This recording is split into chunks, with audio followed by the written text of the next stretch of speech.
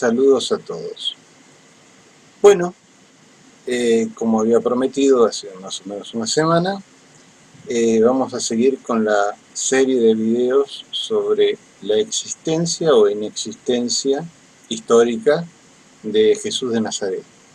En esta ocasión vamos a hablar de una serie de posibilidades donde Jesús de Nazaret, el rabí de Galilea, no fue realmente el fundador del cristianismo.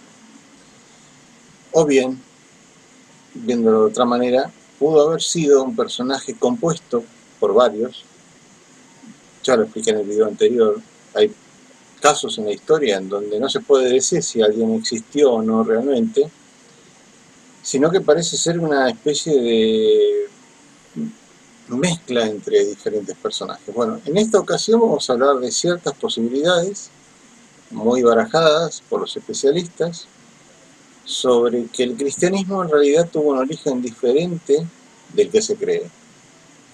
Esto no tiene nada que ver con teorías conspiranoicas, cosas raras, sencillamente con la realidad de la Palestina y de Judea, del siglo I, de las cosas que pasaban allí y de las cosas que pasaban en el Imperio Romano, porque de una de las personas que vamos a hablar es de Pablo de Tarso, el famoso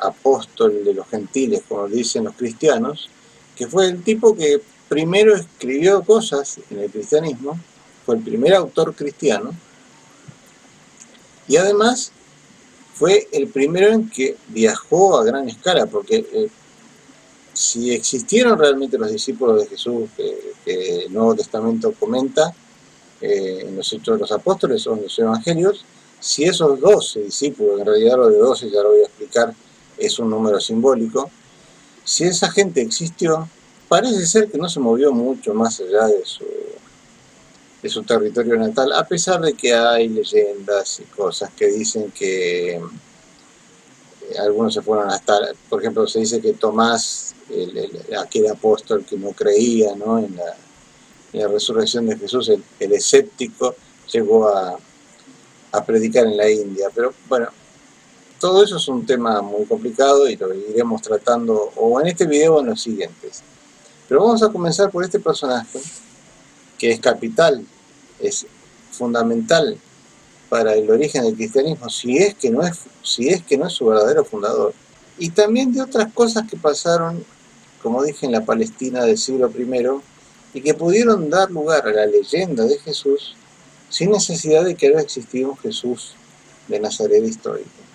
Lo primero que tenemos que hacer para analizar un poco qué personajes podrían cuadrar dentro de la figura legendaria de Jesús de Nazaret, si hubo uno o si hubo varios o si no hubo ninguno, hay que analizar un poco las sectas y grupos religiosos que había tanto en Judea como en Galilea, así como en el resto de lo que era la Palestina romana, que era Idumea, Decápolis, Perea, Samaria, etc. Bueno, todo eso conformaba Palestina, ¿no?, la provincia de romana.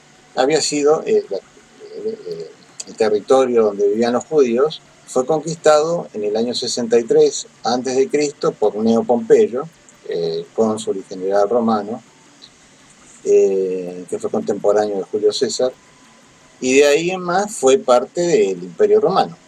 Y de ahí en más comenzaron los líos y las guerras, primero guerrillas y al final fueron guerras entre judíos y romanos.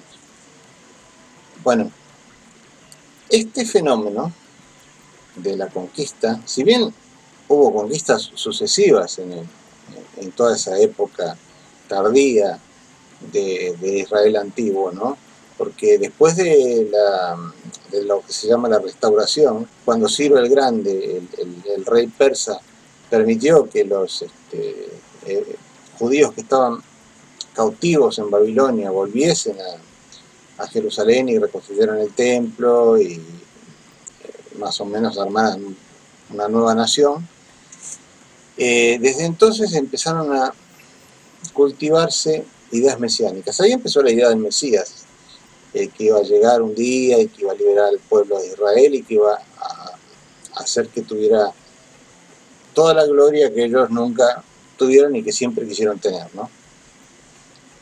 Esto era mitad religioso, mitad político, como todo lo que era judío previo a la destrucción del segundo templo y a la expulsión de los judíos de Palestina.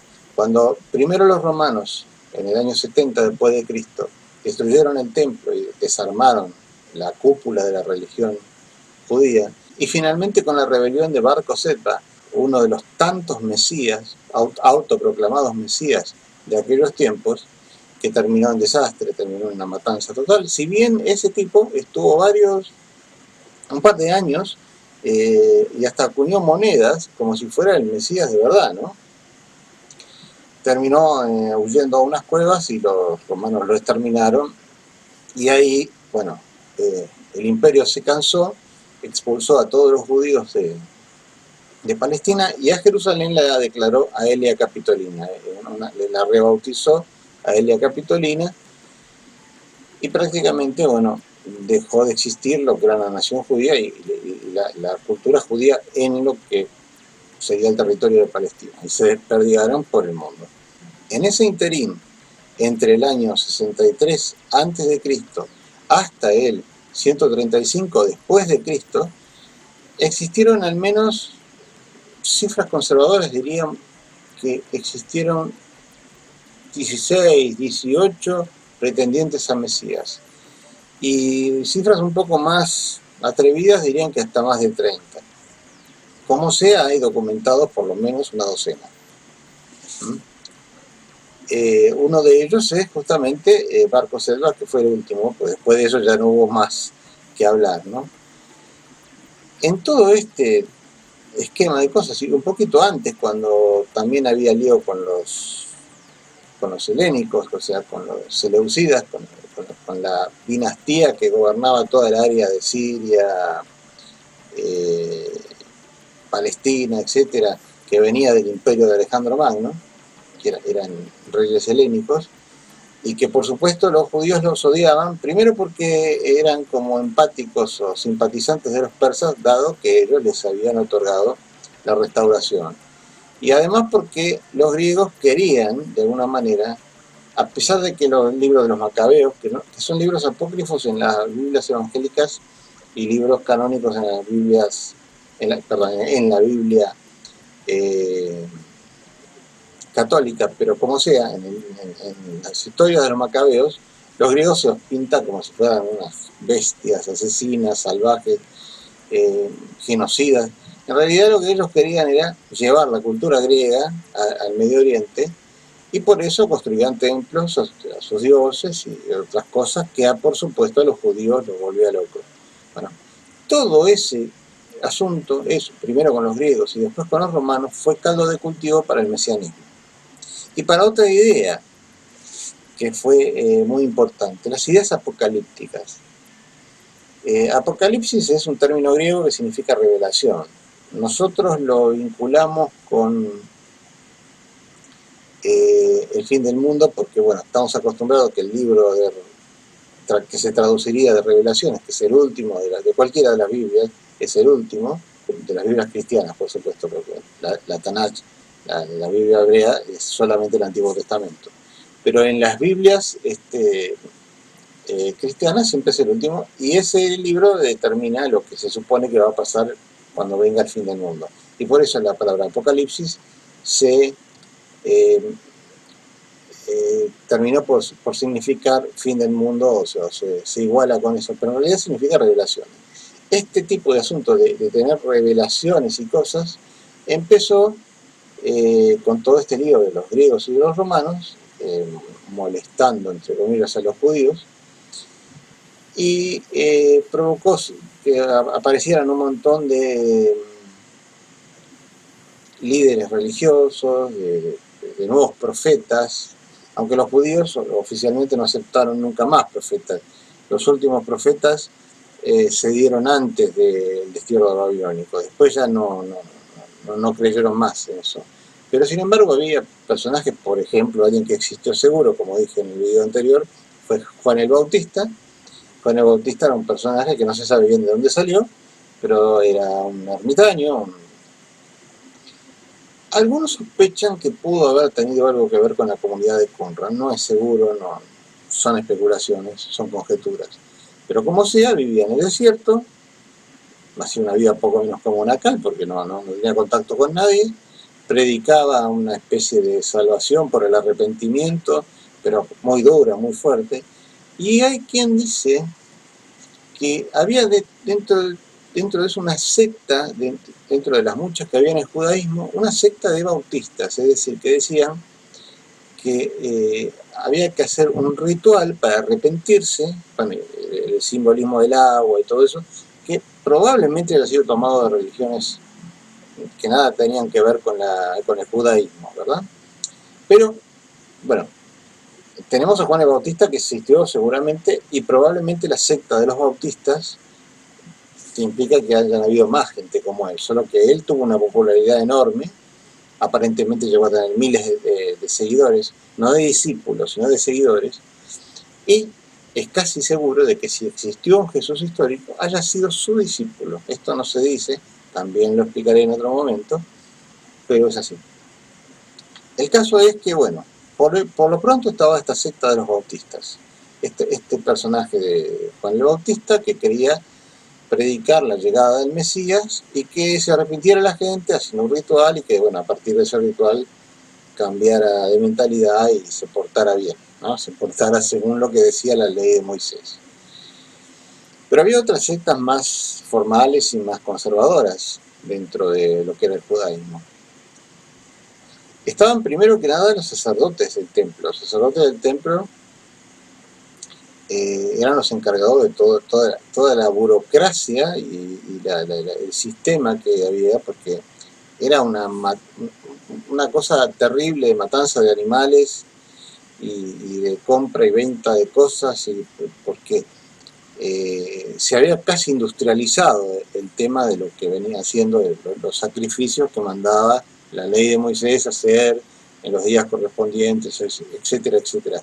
Pero claro, la nación había crecido tanto que eso era una ciudad en sí misma, el templo, ¿no? Y tenía todo un sistema clerical muy sofisticado. Este grupo eran los saduceos, que como dije tenían conexión con la dinastía asmonea, se habían instaurado desde ese tiempo. Los saduceos eran una secta que no creía en una vida después de la muerte, no creía en nada más que esta vida y que había que agradar a Dios para pasarla bien en estoy diciendo de una manera muy brusca, ¿no? Pero para pasarla bien en esta vida, para no ser castigados, para ser agraciados, para ser bien retribuidos por el Dios de Israel, y bueno, y cuando llegaba la muerte, llegaba la muerte. Después estaban los famosos fariseos, que aparentemente, no aparentemente, según la versión de los evangelios, eran prácticamente enemigos jurados de Jesús, pero que sin embargo no eran tan diferentes de lo que él predicaba, porque el movimiento de los fariseos fue una especie de reforma dentro de lo que era el judaísmo, así totalmente acartonado y ritual de los saduceos y del templo, que se basaba más en la ley, en el estudio, eran como los intelectuales y los filósofos, entre comillas, porque no era filosofía, pero eran los que le daban más el corte teológico, filosófico, o como le quieran llamar, a la religión. Eran muy puritanos, muy literalistas, no se puede decir que llegaban a ser fundamentalistas al estilo de lo que sería hoy el Islam, o como son algunos cristianos, pero sí eran bastante duros y bastante rígidos en todo eso.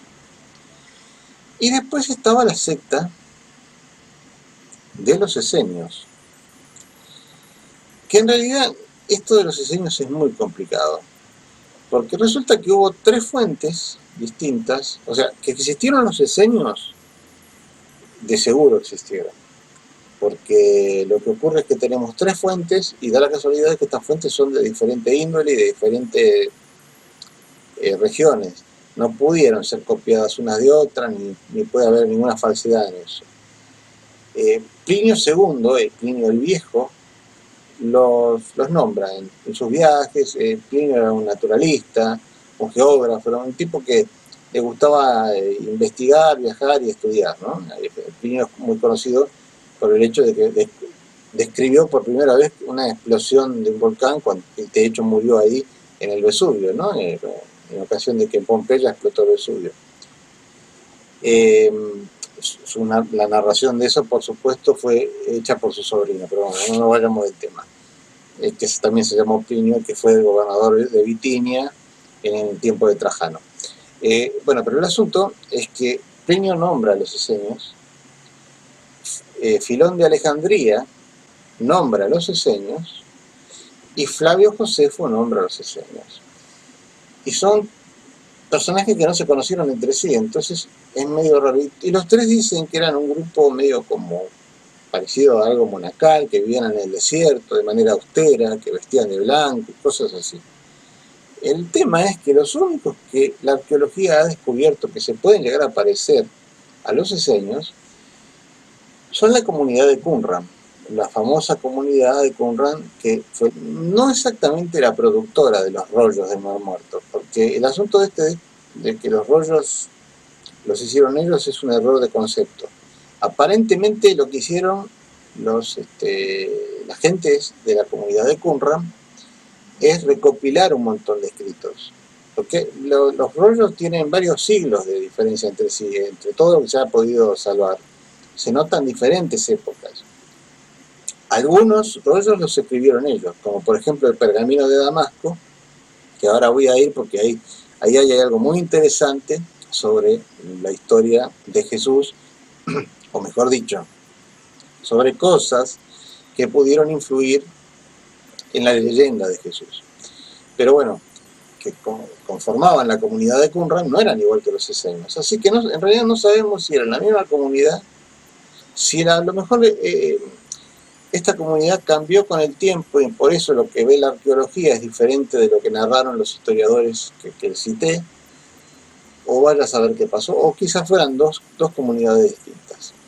Pero lo que nos interesa son los de Qumran, porque los esenios en realidad, si fueron a otros o si fueron los mismos, bueno, no tienen nada de particular en lo que voy a decir. Pero la comunidad de Qumran sí. La comunidad de Qumran es otra de las candidatas de las cuales pudo haber salido Juan el Bautista. No se piensa que si existió un Jesús histórico, pudo haber tenido relación con ellos, porque era muy diferente la manera de pensar, pero no con la manera de pensar de Juan el Bautista. Esa manera dura,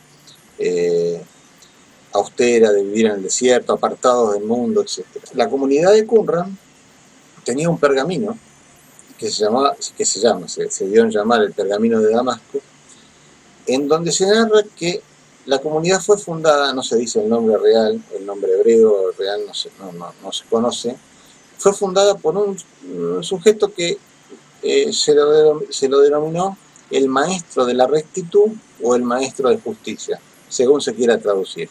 Este sujeto fundó la comunidad, pautó las reglas principales, esto de vivir apartados, estaban como cansados de la vida, digamos, mundana y lujosa que tenían los sacerdotes del templo, y que la religión se había prácticamente erosionado, y entonces se fueron a vivir al desierto y a hacer una vida más austera. Pero he aquí que la comunidad de Qumran era mixta. Se supone que los que cumplían con rigor todas estas cosas eran los hombres, es decir, los protagonistas de esta secta, de este grupo, eran los hombres, pero vivían con sus familias y se casaban, no eran una comunidad monástica, lo que tiene mucho sentido, porque el asunto del celibato en los hebreos o en los judíos era algo que no tenía ni pie ni cabeza, ¿no?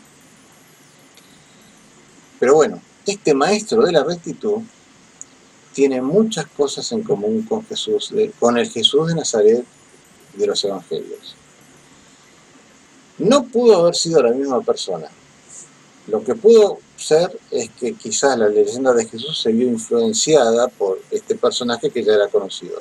Digo, no pudo ser porque el maestro de la rectitud o de justicia murió, o digamos que vivió durante un periodo 150 años anterior a la época en que pudo haber vivido Jesús. Entonces no puede haber una equivalencia completa entre los dos personajes. Pero sí es cierto que muchas cosas hay similares. No murió en la cruz, aparentemente murió en la cárcel, así que tampoco eso puede ser copiado, pero hay numerosas frases y numerosos conceptos que pueden haber estado relacionados en la prédica de Jesús y en algunas de las cosas que se cuentan en los evangelios. Se nota esta influencia de este personaje, que no sabemos si puede ser que hayan de alguna manera, si Juan el Bautista, que a su vez fue maestro de Jesús y es que existió Jesús, tomó cosas de la comunidad de Qumran, puede haber sido una cuestión de transmisión de ideas, pero también puede ser que los redactores de los evangelios o los diseñadores de la leyenda de Jesús tomaran cosas que todavía se conocían, porque después se perdieron, cuando los rollos del Mar Muerto se ocultaron y la comunidad de Qumran desapareció. Probablemente desapareció un poco después de la caída de Jerusalén, en el año 70. Habrá caído entre el año 70 y el año 73, cuando fue destruida Masada y ya se acabó todo el tema de la guerra judía, ¿no? En esos tiempos fue que la comunidad de Qumran desapareció. Pero lo que hicieron ellos fue tomar la precaución de guardar todos sus textos sagrados y no tan sagrados, todo lo que tenían, en vasijas, y lo guardaron en las cuevas de Qumran, y por eso sobrevivieron hasta cierto punto, porque en realidad rollos enteros quedaron muy pocos. Los científicos hace casi 70 años que están tratando de traducir los pequeños fragmentos de pergamino que sobrevivieron, ¿no? Los pergaminos grandes ya están incluso en el museo que han hecho en Israel para el caso. Bueno, el tema es que también tenemos a la comunidad de Qumran y tenemos al maestro de la rectitud, que es un personaje interesante para la alquimia que pudo haber generado toda la leyenda de Jesús. Y todavía nos falta otra. Nos faltan los celotas. Los celotas no se... Habría que ver si se los puede denominar una secta, o más bien un movimiento guerrillero, un movimiento político. Pero el caso es que los celotas estaban muy conectados con gente como la comunidad de Qumran, por ejemplo.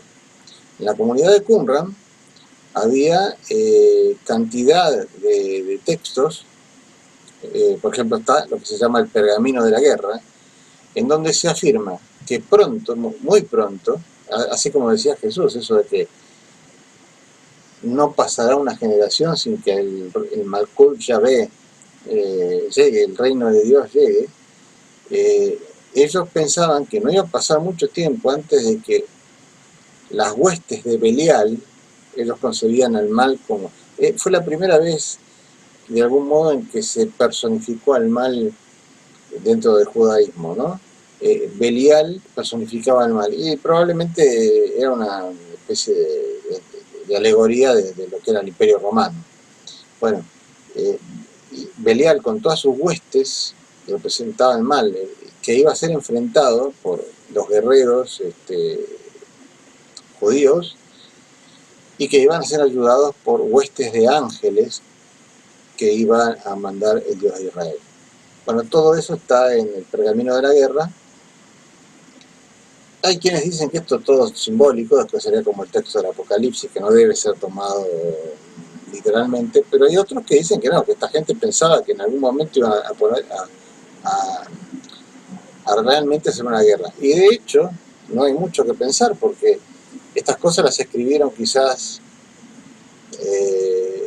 50 años antes de Cristo, o 100 años antes de Cristo, o 20 o 30 o 40 años después de Cristo, y después resulta que en el año 60 y tantos comenzaron los disturbios hasta que se declaró la guerra contra los romanos, y en el año 70 fue la catástrofe, ¿no?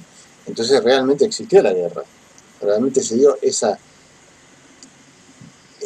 prédica belicosa, realmente resultó en hechos en la vida real, no solo en el imaginario del pueblo judío o de esta secta de la comunidad de Qumran. No quiero decir que sean exactamente los esenios porque no lo sabemos. Los celotas eran guerrilleros, eran bastante parecidos a los yihadistas o a los talibanes o cosas por el estilo. Eran tipos muy violentos, no les importaba matar a quien sea, con tal, o sea, si podían matar a 5 romanos, no importaba si eso implicaba la muerte de 100 judíos. O sea, con ese concepto ya se dan la idea de que era muy parecido a cosas que vemos hoy en día, ¿no?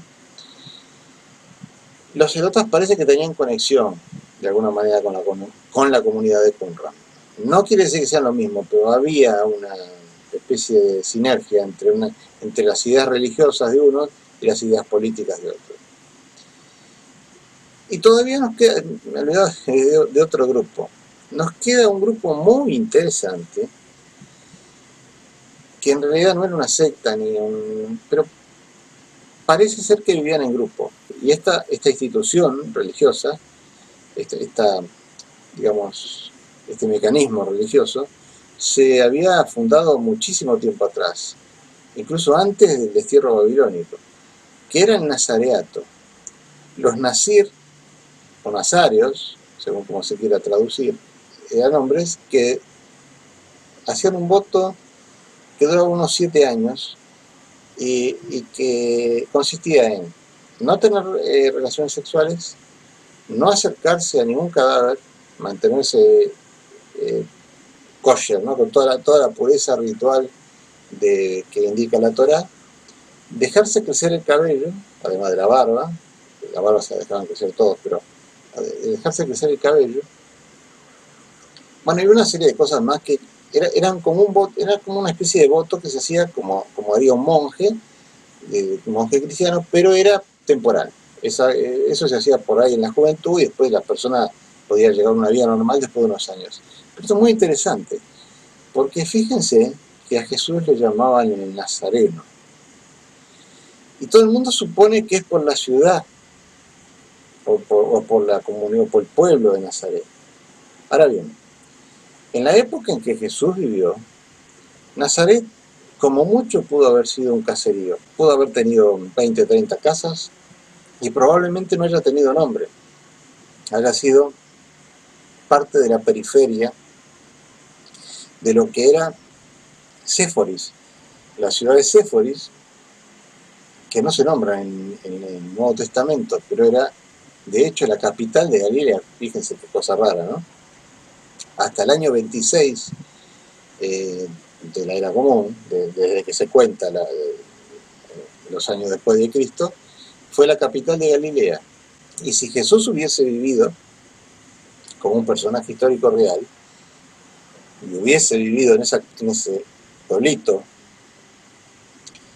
que llamamos hoy día Nazaret, seguramente habría tenido mucho contacto con Séforis, si es que no iba a trabajar allí, porque si él realmente era carpintero o artesano de algún tipo, no quiero ser respetuoso, pero se moriría de hambre en una comunidad de 20 o 30 casas, ¿no?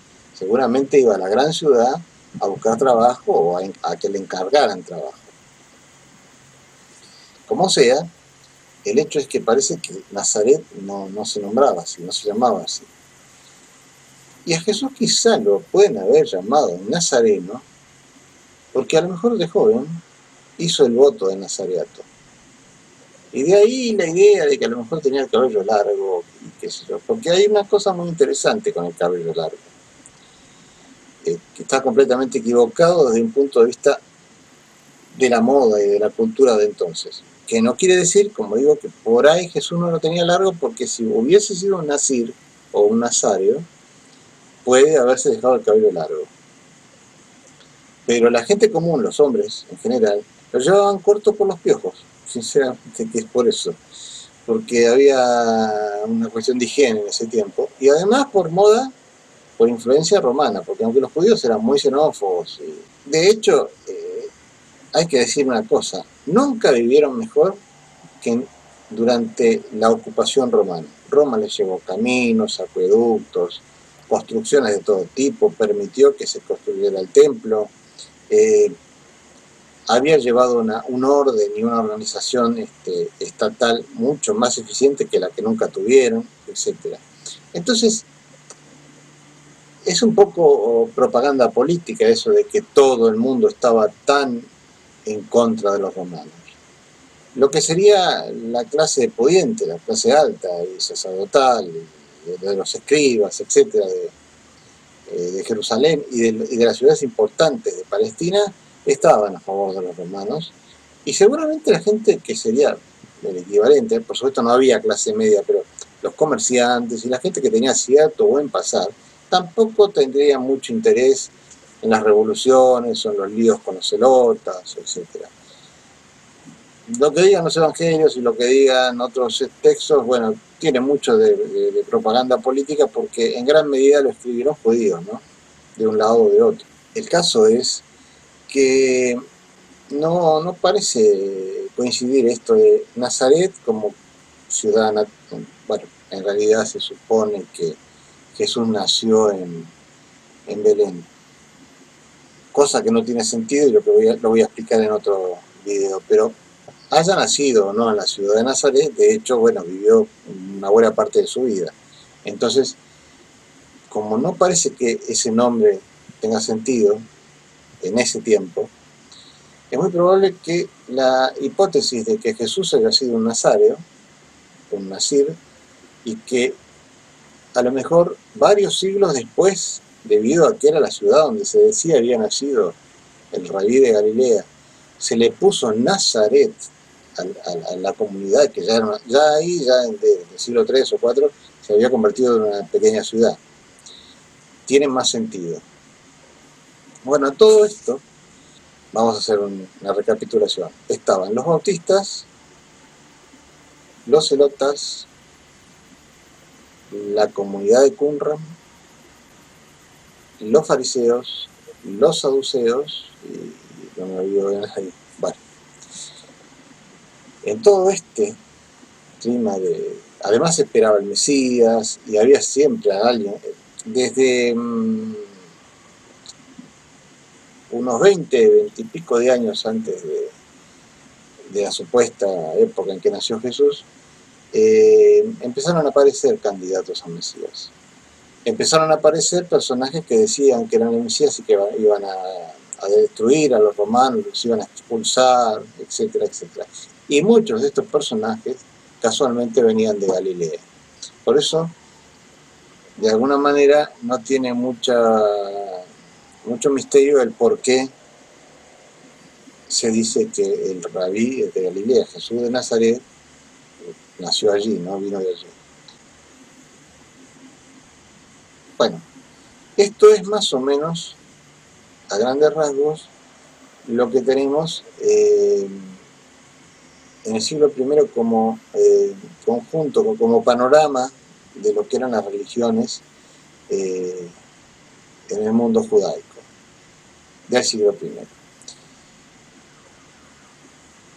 No sabemos, o sea, todavía no sabemos y todavía no hemos dado elementos como para ni siquiera suponer si existió o no existió Jesús. El caso es que se supone que en los Hechos de los Apóstoles se narra que apareció un día después de que Jesús murió, que supuestamente resucitó, y que ya había bastantes de sus discípulos predicando por ahí, por la zona de Judea y de Galilea, no muy lejos. Apareció un personaje que se llamaba Saulo, que había nacido en Tarso, en una localidad de la actual Turquía, que era un judío helenizado, ciudadano romano,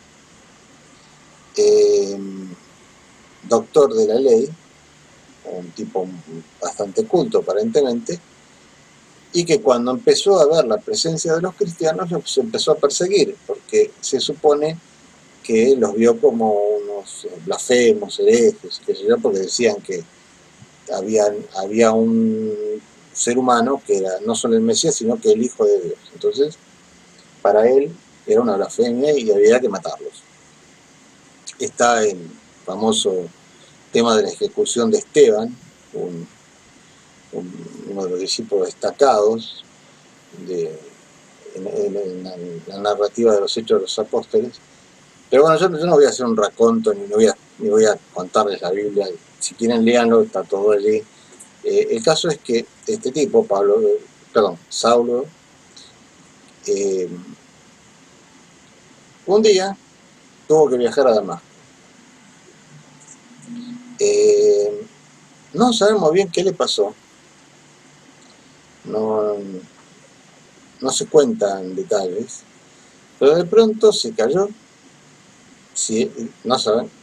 Es posible que haya estado arriba de un burro, de una montura, o quizás caminando difícil, porque no era una persona pobre, no era una persona carente de recursos. Seguramente estaba arriba de un burro, de algún tipo de montura. Parece que se cayó porque vio una luz, un fogonazo y una voz que le hablaba y que le decía: Saulo, ¿por qué me persigues? ¿No? Y el tipo tuvo una experiencia religiosa en donde, bueno, creyó que era Jesús el que le hablaba, el Cristo, el Mesías, que ya había venido, y bueno, vamos a la corta, se hizo cristiano. Y así como empezó su trayectoria persiguiendo cristianos, después empezó a predicar el cristianismo con la misma intensidad y la misma energía. De ahí en más se empezó a hacer llamar Pablo, por eso Pablo de Tarso. Y los cristianos lo llaman el apóstol Pablo, y lo consideran santo, por supuesto. Ahora bien, esta conversión o este fenómeno puede haber, tenemos dos cosas que aclarar. Ocurrió muy, muy tempranamente. Probablemente hay quienes dicen que fue antes del año 40 de la era cristiana. Y otros que dicen, bueno, que si no fue antes, fue 41, 42, ahí nomás. O sea, ni 10 años o 10 años después de la muerte, de la fecha probable de la muerte de Jesús histórico, si es que existió. No había absolutamente ninguna crónica escrita, no había ningún texto escrito todavía de origen cristiano, y de hecho casi no se sabía de los cristianos, no hay ningún indicio que nos permita pensar que eran un grupo popular de alguna manera, hasta que Pablo de Tarso empezó a hacer sus cosas. En los Hechos de los Apóstoles y en libros apócrifos relacionados con la historia de los comienzos del cristianismo, y en toda la enorme literatura que hay de la patrística, ¿no?, de los padres de la iglesia, se habla de un montón de cosas, de todo lo que pasó en ese tiempo, pero en realidad no sabemos nada. No sabemos qué le pasó a este tipo. No sabemos por qué, de ser un perseguidor de los cristianos, supuestamente, pasó a ser un ferviente cristiano. Pero hay algo interesante en todo esto. ¿Por qué no nos detenemos un segundo a pensar la experiencia que tuvo? Me faltaba una cosa. Quedó temporalmente ciego Pablo cuando tuvo esa experiencia. ¿A qué se parece? O sea, si un médico de hoy en día viera un caso como el de Pablo de Tarso en ese evento que le ocurrió, ¿a qué se parece? Yo diría que se parece a un ACV, un accidente cerebrovascular.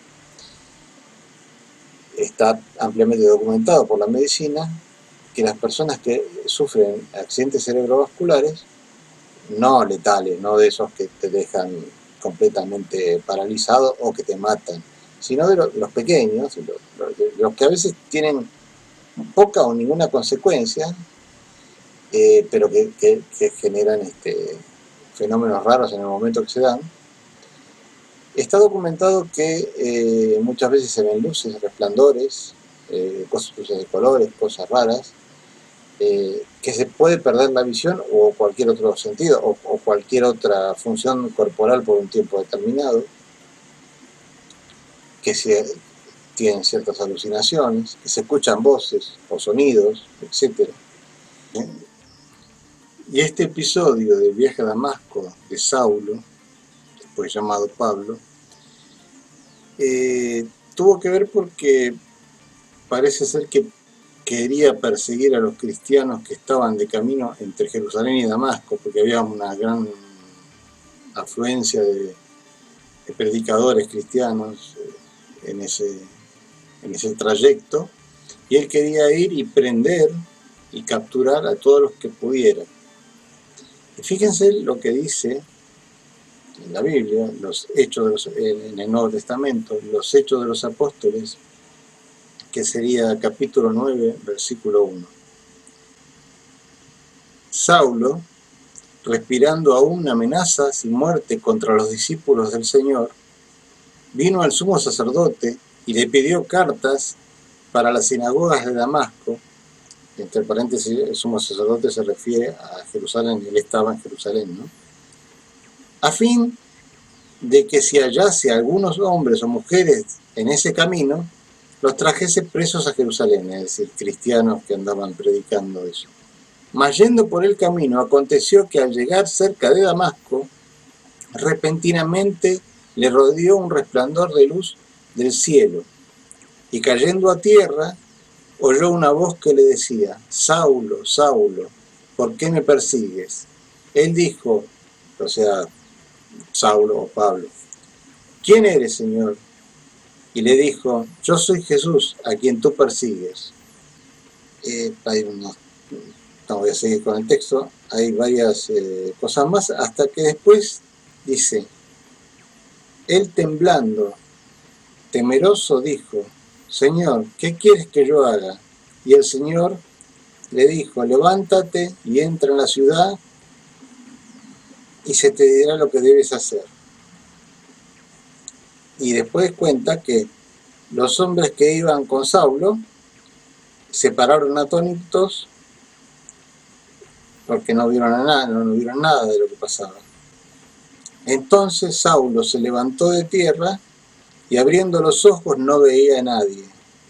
Así que llevándole por la mano lo metieron en Damasco, donde estuvo 3 días sin ver y no comió ni bebió. Como les dije, estoy leyendo en el iPad, como les dije, esto suena mucho a una ACB. Piénsenlo. Bueno, y parece ser que ahí empezó la historia. Porque, ¿saben una cosa? Y esto es lo que me importa contar de Pablo. No voy a extenderme demasiado.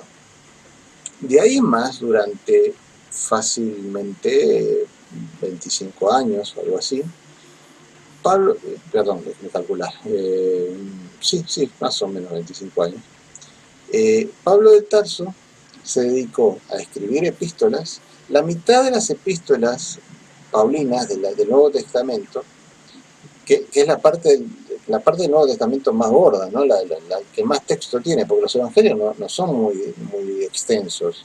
Y después lo único que hay son lo que le llaman las cartas. Y después lo que hay en el Nuevo Testamento son lo que se llaman las cartas católicas, las cartas de los otros apóstoles, y que son muy chiquitas y ocupan poco. Me he olvidado, los Hechos de los Apóstoles, que es un libro también no muy extenso, y el Apocalipsis. Pero si uno agarra una Biblia y se fija cuánto ocupa en cantidad de hojas cada cosa, se va a dar cuenta que las epístolas paulinas es lo que más cantidad de texto tiene en el Nuevo Testamento. La mitad más o menos, tampoco me voy a poner a analizar cuáles sí y cuáles no, la mitad son indudablemente de su autoría. Es el único autor de la Biblia, del Antiguo y del Nuevo Testamento, del cual ni siquiera los escépticos, ni siquiera los eruditos más escépticos, dudan de que alguna de esas epístolas son de su autoría. Se supone que la otra mitad, o más o menos la mitad, fue redactada por discípulos de él, discípulos más o menos directos, o sea, de su misma escuela de pensamiento, porque no, en realidad no dista mucho de lo que él decía. Pero bueno, es el primero de los escritores cristianos y es el único autor del cual se tiene constancia de su verdadera identidad, ¿no? Todos los demás libros de la Biblia son pseudoepigráficos, que se les atribuye un nombre que no es cierto. Los 4 evangelios fueron denominados así por tradición. Ni siquiera los primeros cristianos se creían de verdad que eran de autoría del apóstol Mateo, de Marcos, de Lucas o de Juan. Eso era una especie de cosa simbólica. La mayoría de los libros no se sabe quién los escribió. Y los que se saben, o que se suponen que se escribió, son pseudoepigrafios, son hechos por otra gente, no por los verdaderos protagonistas de ese, por ejemplo, ¿no? El libro de Ezequiel no lo escribió Ezequiel, el libro de Daniel no lo escribió Daniel, si es que estas personas existieron. Y en el Nuevo Testamento los evangelios no los escribieron los apóstoles que se supone que los escribieron, sino gente que vivió muchísimos años después. Ninguno de los 4 evangelios es anterior al año 70. Y salvo por el de Marcos, que es más o menos del año 70-71, los otros 3 son Mateo y Lucas, entre el año 85 y 90, y el de Juan es posterior todavía.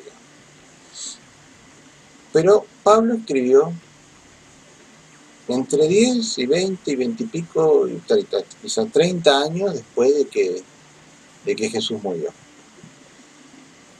Esto es muy interesante porque fue el primer escritor, uno identificable, y aquí está el verdadero problema. Y yo les digo, voy a ser honesto, voy a adelantar algo. Yo les dije que no iba, en el video anterior no iba a afirmar si Jesús existió o no existió. Pero voy a dar un dato de lo que yo opino, de mi propia creencia al respecto.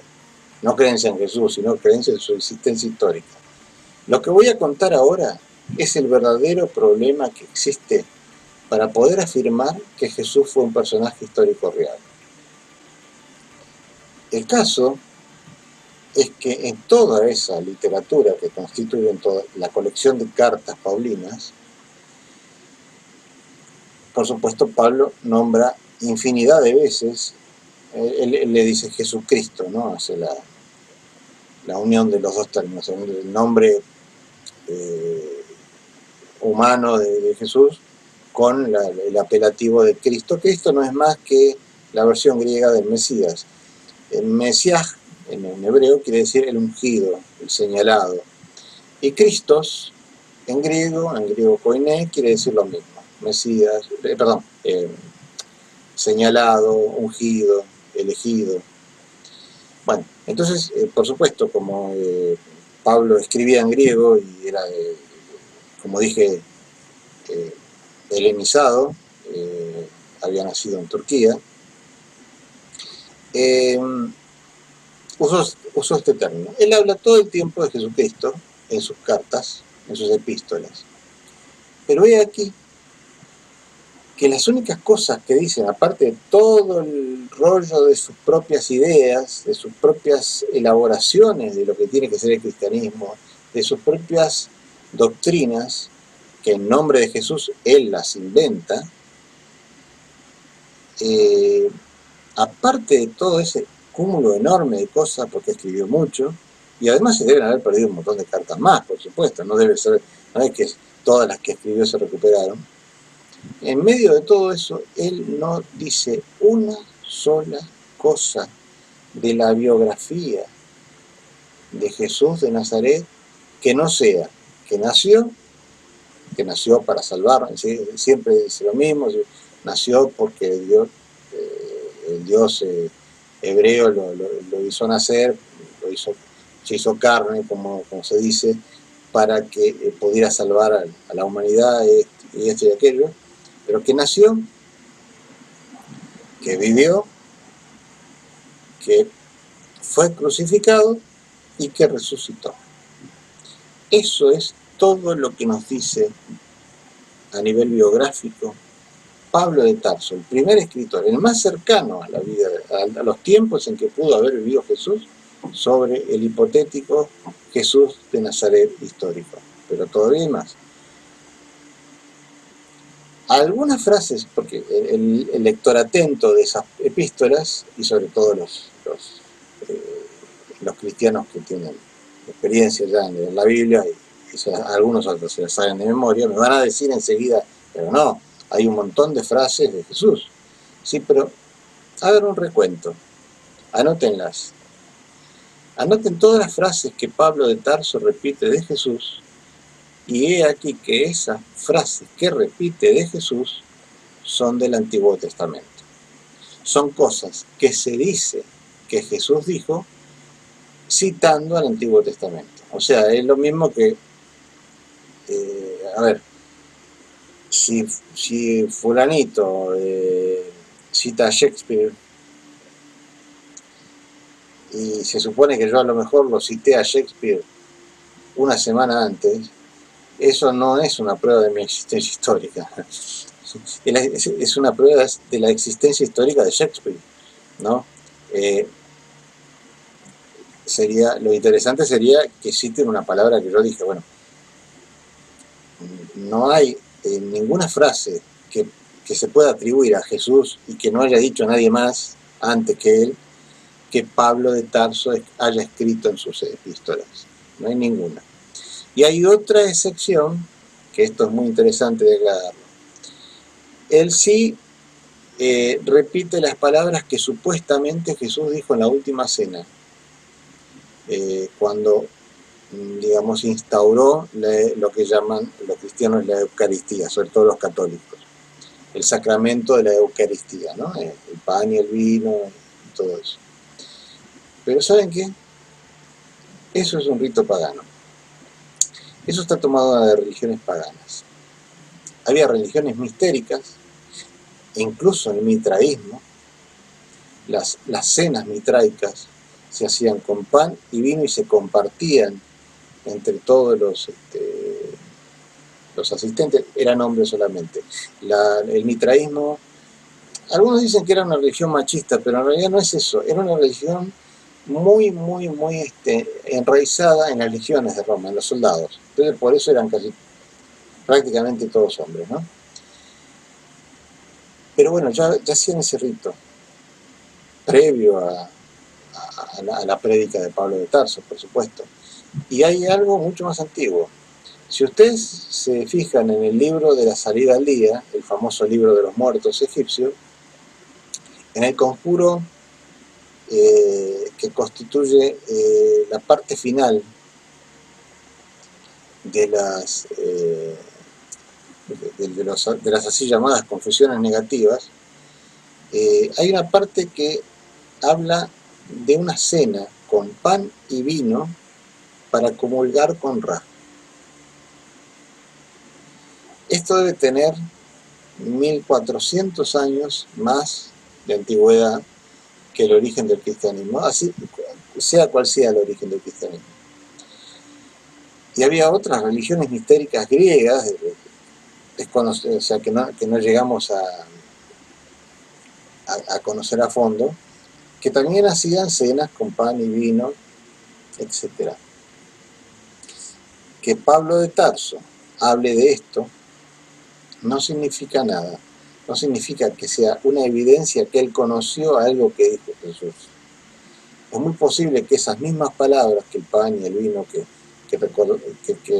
servirían para recordarlo, y esto y aquello, podían ser extraídas de muchas otras tradiciones. No se olviden que Pablo de Tarso le predicó básicamente a los paganos, no se metió con los hebreos. De hecho, la carta de Hebreos, hay una epístola de los Hebreos, se sabe que es apócrifa, bueno, no apócrifa, porque en la Biblia lo que es apócrifo es lo que no está, ¿no? Es pseudoepigráfica. Se sabe que no es un libro, un texto que haya redactado Pablo de Tarso. Así que él a los hebreos no les predicó a los paganos.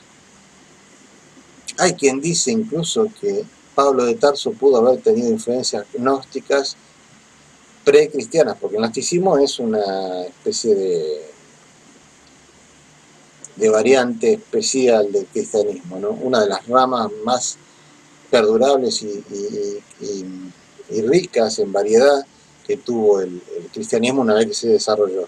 Pero el gnosticismo no es un invento cristiano, el gnosticismo comenzó en el paganismo, tiene relación con un montón de grupos previos, ¿no? Bueno, así que tenemos un problema. Los evangelios canónicos, y los apócrifos peor todavía porque fueron redactados después, pero los evangelios canónicos, como dije, datan desde entre el año 70, vamos a decir al 100, o al 90 y pico. Esto es en una época en que no pudo quedar vivo nadie que haya conocido a Jesús de Nazaret. Hay consenso de que si Jesús vivió realmente, debe haber muerto en el año 29 o 30 de lo que es la era común. Si alguien tenía más o menos 30 años, justamente en el año 30, vamos a decir que fueron discípulos de Jesús de 30 años, de hecho estoy quedando en el corto con la edad, porque según la misma leyenda, la misma escritura bíblica, el único discípulo joven de Jesús era Juan el hijo de Zebedeo, que fue el supuestamente redactor del Evangelio de Juan. Supongamos que Juan tenía 20 años, pero los demás eran tipos de la misma edad que Jesús. Y Jesús parece ser que si existió, debe haber muerto alrededor de los 37, 36 años. Supongamos que eran gente de 35 años, a la época de morir Jesús, en el año 30, más o menos. Bueno, imagínense que ya en el año 70 tendrían 40 años más. O sea, que estaríamos hablando de gente de 75 años. Y gente de 75 años en ese tiempo había muy poca, es decir, el promedio de vida era muy bajo, a los 60 ya ser un anciano. Pero además de todo, hay que hablar, hay que recordar en qué territorio se estaba generando todo eso. Estamos hablando de gente que era perseguida, en donde hubo guerras, matanzas. Es absolutamente improbable que incluso en el año 70 haya sobrevivido algún testigo presencial de la vida de este hipotético Jesús, si es que murió en el año 30. Pero además, el famoso Juan, si es que tenía 20 años en el año 30, bueno, el Evangelio de Juan está datado en el año más o menos 95, algunos dicen que hasta el 125. Se dan cuenta que tenía que haber tenido, no sé, como 90 años para poder redactar, eso era imposible. Entonces, tenemos este problema, tenemos un problema muy, muy serio. Las únicas escrituras que realmente parecen ser fiables y relativas a un sujeto que existió y que estuvo muy cerca de la vida probable, del periodo probable en que pudo haber vivido Jesús de Nazaret. Respecto de los evangelios que fueron escritos muchas décadas después, ese escritor inicial nos dice cosas muy diferentes o no nos dice nada. Aquí está, y lo dejo aquí porque ya se ha extendido demasiado este video, el primer escollo enorme para considerar histórico a Jesús de Nazaret. Y conste que yo después voy a dar otras evidencias a favor de la historicidad de Jesús. Esto, como dije, van a ser muchos videos. Hay cosas que nos dan algún tipo de alerta sobre que pudo haber existido, pero tenemos este problema. Y realmente, yo les voy a ser sincero, yo llevo al menos 30 años estudiando esto y no le encuentro solución, porque les voy a adelantar algo que voy a desarrollar en otros videos. Hay algunos expertos en esto, mucho más expertos que yo. Por ejemplo, el doctor Antonio Piñeiro, que es especialista en toda la vida de Jesús y en la Palestina del siglo I, que plantean algo muy cierto. Uno se da cuenta que es mucho más fácil de explicar todo lo que pasó con esto del cristianismo y todo lo que pasó durante ese periodo con la existencia, al menos básica, de un personaje que después dio pie a toda la mitología y a todas las leyendas, que si no existió ninguno. Si no existió nadie, y esto es solo un invento de Pablo de Tarso, se nos presentan también un montón de problemas. Pero todo este contexto de lo que dije de Pablo de Tarso también nos hace ver que es muy difícil soslayar esto y decir, bueno, no, sí, Jesús existió y lo que pasa es que Pablo no quiso hablar de su biografía porque en realidad no lo conoció. Bueno, pero esto es un poco una explicación muy superflua, muy poco válida, porque si bien él no lo conoció, se supone, según las tradiciones y el libro de los Hechos de los Apóstoles, se supone que Pablo conoció a los discípulos directos de Jesús. Así que si era un tipo tan fervorosamente cristiano como era Pablo, ustedes pueden leer sus escrituras y van a ver cuán fervoroso era en esa religión. De hecho era un fanático, voy a ser sincero. ¿Cómo es que no preguntó cómo había sido el personaje? ¿No tuvo curiosidad por saber sobre cosas de su vida? Y sobre todo, aunque no le importara la biografía, ¿cómo es que no dice una sola de las frases que están en los evangelios? No hay una sola de esas frases características supuestamente dichas por Jesús que él repita o que él diga en el tiempo en que escribió las cosas que escribió, porque por supuesto todo lo demás fue muy posterior. Sin embargo, también les voy a adelantar otra cosa. Por eso les dije que esto era muy complicado. El hecho de que existan esos dichos de Jesús es una de las pequeñas evidencias, pero importantes evidencias que hay de que pudo haber existido. Porque hay una cosa que hacen los filólogos y los especialistas en literatura antigua para saber si alguien existió o no. Por ejemplo, durante mucho tiempo se debatió si Shakespeare había existido, si todas las obras de Shakespeare habían sido escritas por la misma persona. Y es aquí que esto se determina, no fácilmente, pero se determina de alguna manera, con mucho trabajo, analizando la gramática, la sintaxis, los estilos, todo lo que viene con una frase. Porque lo que pasa es que cada quien tiene una forma de hablar y de escribir. Hablar y escribir, sea cual sea la cosa, tiene una forma, tiene una serie de expresiones, una serie de estilos. Y si diferentes escritores quisieran imitar a un solo estilo, habría fallas, habría debilidades en las frases. Y esas debilidades no se encuentran en muchos de los dichos de Jesús. Así que esto no lo voy a tratar hoy, pero les adelanto, hay una teoría que se llama del documento Q, o del documento Q, que es que hubo una serie de dichos de Jesús que se transmitieron primero oralmente, después quizás a través de un documento que se perdió, y que son, o que fueron, toda la colección de dichos que están en los 4 evangelios canónicos, en el evangelio de Dídimo Tomás, tan famoso que se hizo, que es apócrifo, y en alguno que otro más.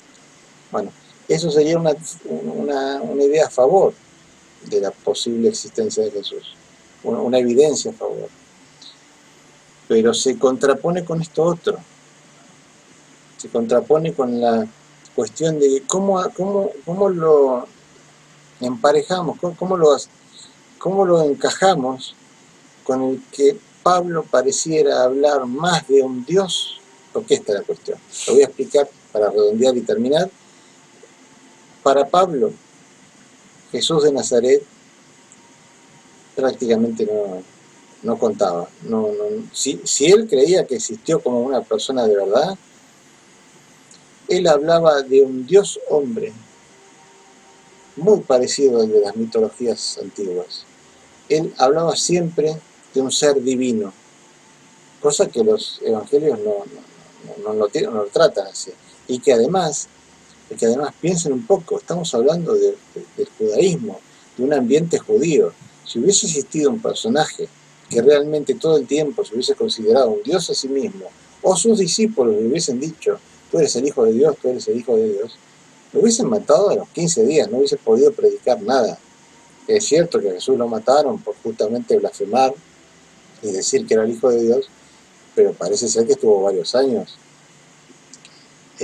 predicando.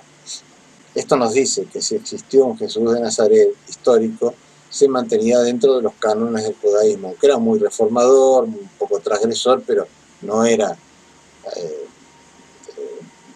explosivo en sus declaraciones, porque si no, no hubiese durado. Decir, aparte él mismo, un judío, que alguien lo llamara Dios, se rasgaría las vestiduras, se lo consideraría algo terrible. Era diferente considerarse el Mesías, porque el Mesías sí se esperaba. Y el Mesías era una especie de... Era como el Hijo de Dios, pero no se lo decía así textualmente. No era como en una mitología pagana antigua en donde había, bueno, un dios, una diosa y tenían un hijo que era otro dios. Lo de Pablo se acerca mucho a eso.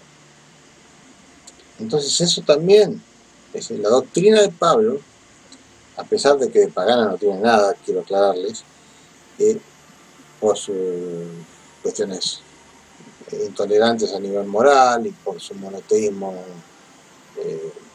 extremadamente duro, etc. Pero sin embargo, la idea de un Dios de esas características, de un hombre Dios de esas características, parece más pagana que judía. Entonces eso también hay que pensarlo. Eso parece que Pablo lo sacó de tradiciones que no eran las judías. Por supuesto, los teólogos dicen que esto es una elaboración que hizo Pablo para poder, lo voy a decir de manera brusca, para poder venderle mejor el cristianismo a las comunidades paganas. Esto puede ser cierto, no lo sabemos, puede ser una cosa o la otra. Pero todos estos elementos, todas estas cositas que voy agregando, van mostrando que lo que Pablo de Tarso realmente hizo fue en realidad fundar una religión nueva. Si Jesús existió, si Jesús de Nazaret existió, vamos a decir entre el año 5 o 6 antes de Cristo y el 30 que lo mataron, que ese sería el periodo probable. Si predicó, si enseñó, y si dijo muchas de las cosas que los evangelios dicen, y algunos textos apócrifos también dicen, si enseñó esas cosas, Pablo de Tarso probablemente ni se enteró. Pablo de Tarso construyó un Dios Mesías, mitad Dios helénico. Por eso pegó tan fácil en Roma, en Grecia y en Roma. Un ser que descendió a la tierra, un ser divino, para salvar al ser humano. Se sacrificó. Estos mitos de los dioses sacrificados, no nos olvidemos, vienen de la más lejana data. 3000 años antes de Cristo ya se creía que Osiris había muerto de esa manera, que se había sacrificado de alguna manera, y eso renovaba la vida, renovaba la esperanza de vida.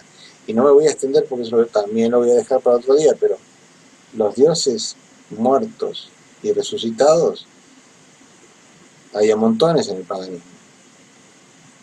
Entonces, ¿hasta qué punto lo que Pablo de Tarso predicó fue otra secta judía, o hasta qué punto fue una especie de elaboración propia, tomando cosas del judaísmo, tomando tal vez el concepto básico de alguien que pudo haber existido, pero creando su propia religión?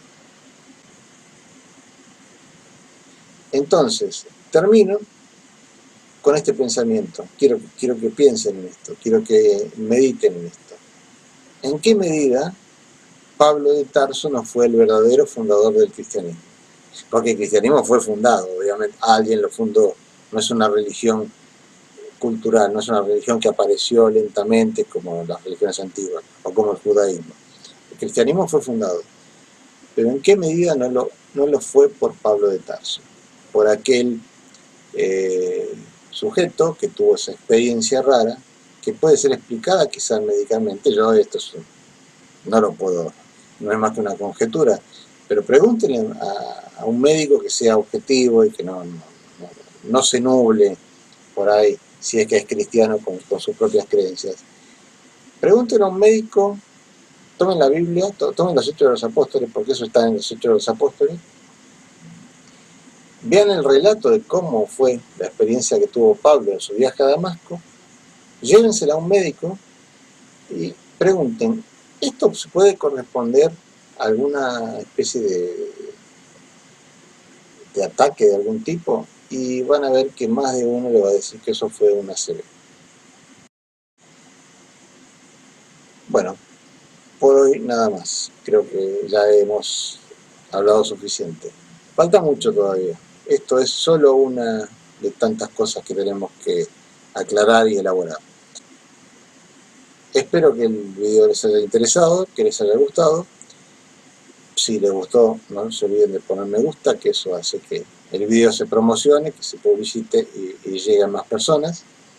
Comenten, por favor, comenten todo lo que quieran, porque esto tiene que ser un debate, tiene que ser algo elaborado por todos.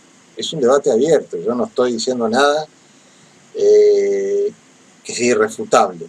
Estoy dando evidencias, aportando datos, pero las conclusiones generales que podamos sacar con todos esos datos son debatibles. Entonces, debatan, métanse en los comentarios de YouTube o de mi blog, porque esto yo lo posteo después en Reflexiones Paganas, o cuando lo compartan en las redes sociales, métanse en las redes y debatan el asunto.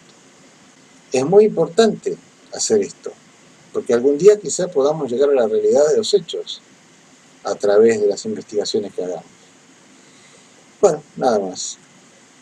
Será hasta la próxima. Esta serie va a seguir intercalada con otros temas, porque tampoco quiero aburrir siempre con lo mismo y tampoco es mi interés dedicarme solo a esto, pero esta serie va a seguir. Voy a tratar de hacer un video por semana de este asunto de la historicidad de Jesús de Nazaret hasta que termine, como mucho cada 15 días.